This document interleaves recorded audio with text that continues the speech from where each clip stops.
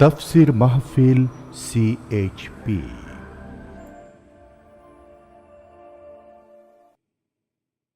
আজ বিবাহ করতে গেলে যৌতুকের প্রথা এসেছে।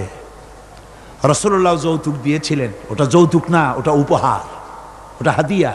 রাসূলুল্লাহ তোহফা দিয়েছিলেন হুজুরের জামাই। সুবহানাল্লাহ, কি জামাই!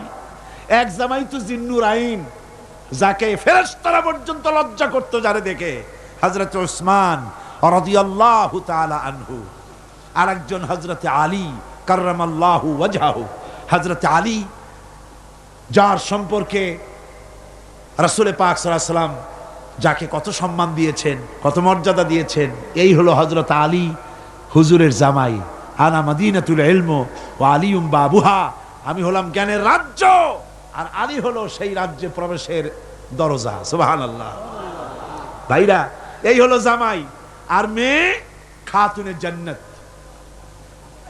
বিনতে রাসূল, বেহেশতের সমস্ত রমণীদের সরদারিনী মা ফাতিমাতুজ জাহরা রাদিয়াল্লাহু তাআলা আনহা। কি উপহার দিলেন বিয়েতে রাসূল! এই মেয়ে আর এই জামাই। উপহার হলো খেজুরের ছোবড়ার একটা তোশক, পানি উঠাবার জন্য একটা মশক, আর আটা পেশা একটা জাতা। এই হলো নবীর মেয়ে আর জামাইয়ের জন্য উপহার। আজ সমাজের ভেতরে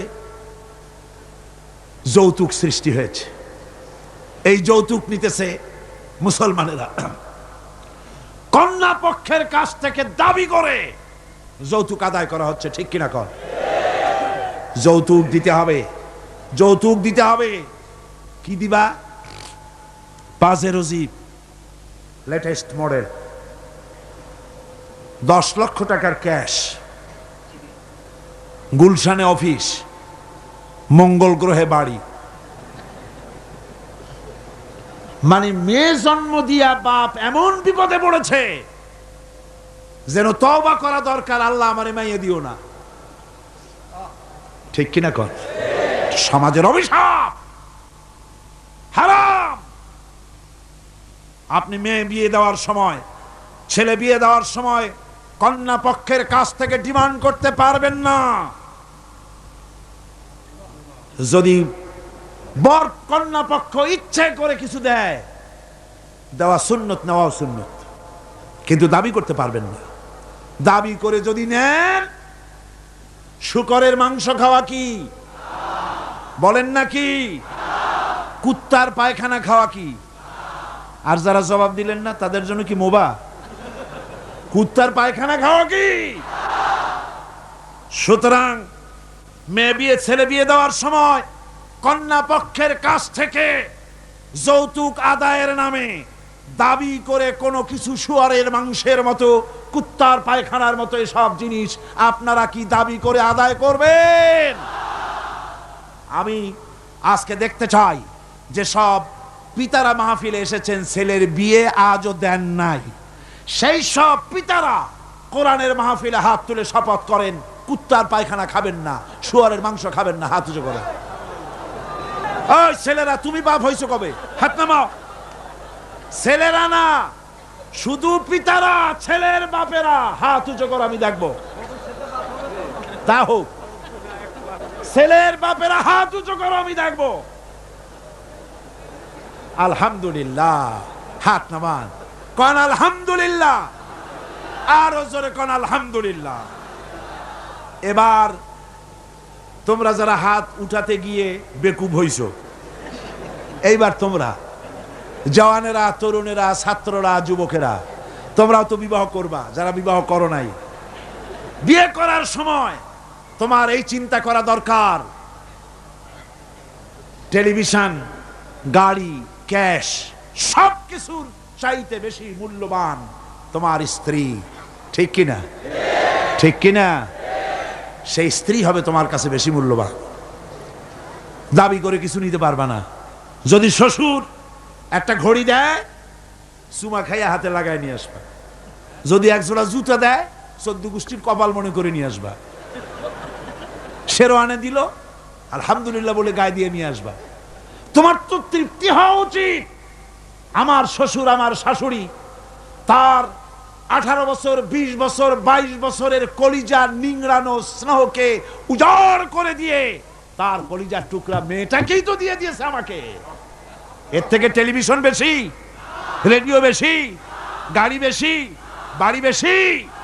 বিবাহ করবা মহব্বত করে, নিজের টাকা দিয়া, বাপের টাকা দিয়া, সোনা দিয়া, দানা দিয়া, কসমেটিক্স দিয়ে, সুন্দর সুন্দর শাড়ি দিয়ে সাজাইয়া, রানীর মর্যাদা দিয়ে বাড়িতে এনে সম্মানের সাথে রাখবে।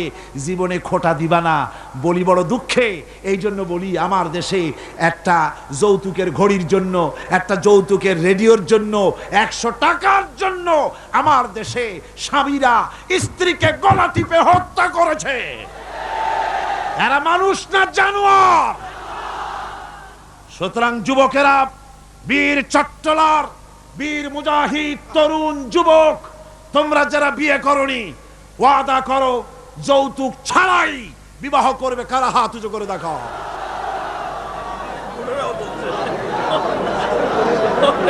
বুড়ারা হাত তুললে তো মনে হয় যেন আবার বিয়ে করতে চায়। বুড়ারা না, জওয়ানেরা। জওয়ান, বসো বসো বসো বসো। আলহামদুলিল্লাহ, জোরে কোন আলহামদুলিল্লাহ, আরো জোরে কোন আলহামদুলিল্লাহ। আমি তো দাঁড়াইতে বলি নাই, আমি তো দাঁড়াতে বলি নাই। ভাইরা দাঁড়ালেন কেন? বলছি দোয়া কবুলের রাত, দোয়া করিয়া যান। বসেন, কেউ দাঁড়িয়ে থাকেন না, সবাই বসেন। আর জোরে সরে একটুখানি দরুদ শরীফ পড়েন। সালাতুনিয়া রাসূলুল্লাহ আলাইকুম, সালামুনিয়া হাবিবাল্লাহ আলাইকুম। মোহব্বত দিয়া কোন সালাতুনিয়া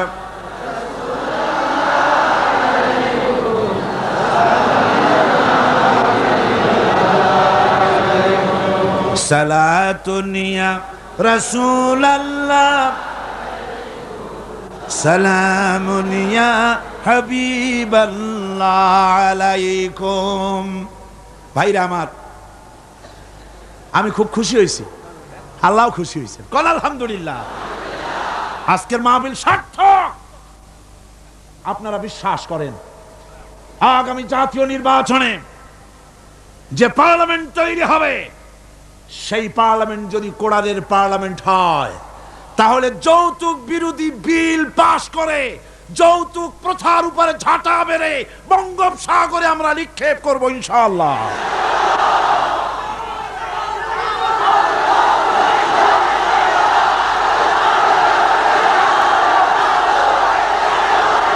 আমার কাছে, আমাদের কাছে অনেক সময়, থামুন, আমাদের কাছে অনেক সময় রিকশাওয়ালা, ঠেলাওয়ালা, কুলি, মজুর এসে দোয়া চায়। হুজুর একটু দোয়া করেন। কি দোয়া? 4-5টা মেয়ে বিয়ে দিতে পারি না। কেন? আমার কাছে ঘড়ি চায়, টেলিভিশন চায়। দুঃখে লজ্জায় অস্থির হয়ে যায়। আহারে, লোকটা ঠেলা গাড়ি চালায়, রিকশা চালায়, ওর কাছে চায় টেলিভিশন আর ঘড়ি। ওটা কি মানুষ? কুত্তার চাইতেও নিকৃষ্ট। এই যৌতুক প্রথা যদি বন্ধ হয়ে যায়, জেনা কমে যাবে, বিবাহ সহজ হয়ে যাবে। ঠিক কিনা গণ? বিবাহ সহজ হয়ে যাবে। আল্লাহুম্মা আমিন। রব্বানা যালামনা আনফুসানা ওয়া ইন লাম তাগফির লানা ওয়া তারহামনা লানাকুনান্না মিনাল খাসিরিন। ربنا ظلمنا أنفسنا وإن لم تغفر لنا وترحمنا لنكونن من الخاسرين. ربنا لا تزغ قلوبنا بعد إذ هديتنا وهب لنا من لدنك رحمة إنك أنت الوهاب.